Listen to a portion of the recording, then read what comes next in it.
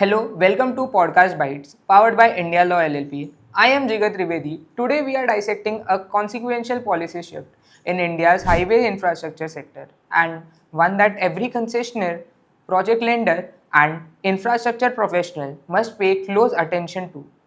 On the 19th of January 2026, NHAI issued a policy circular which supersedes the existing dispute resolution chapters across all model concession agreement for bought toll, hybrid annuity model, and EPC projects.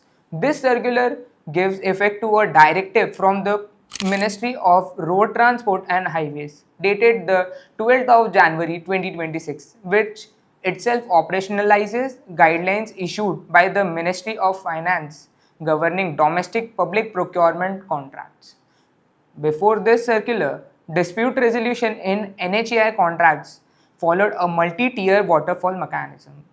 A dispute would first go to the independent engineer for mediation, then to a dispute resolution board whose decision was binding unless challenged, then to conciliation before finally reaching arbitration, typically before SAROD, the Society for Affordable Resolution of Disputes.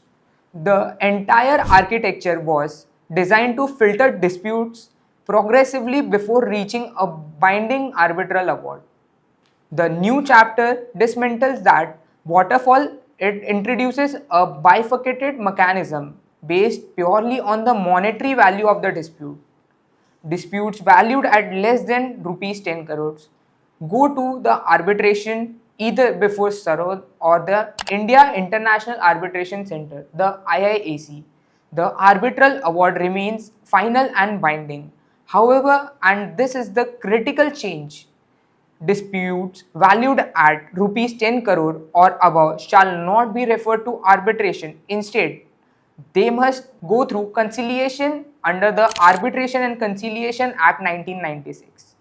The circular also explicitly states that parties are free to approach civil courts for this high value disputes. Separately, all declaratory and non monetary disputes are also barred from arbitration entirely.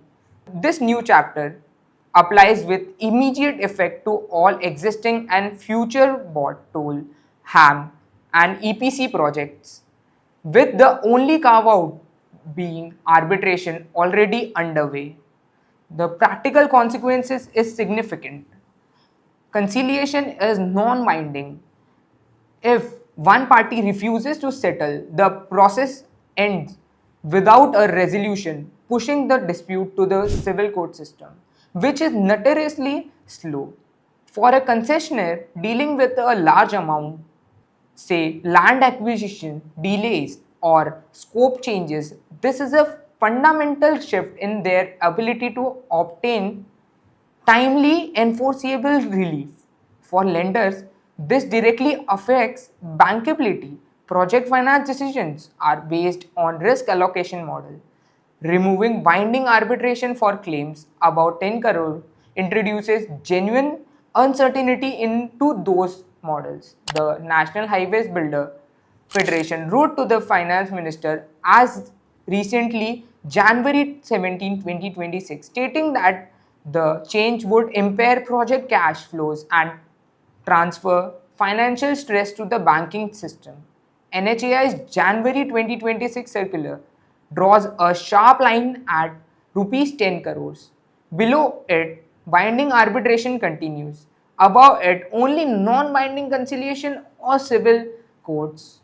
The retrospective application of this change to existing contract raises serious questions of contractual sanity, questions that may well end up before the courts.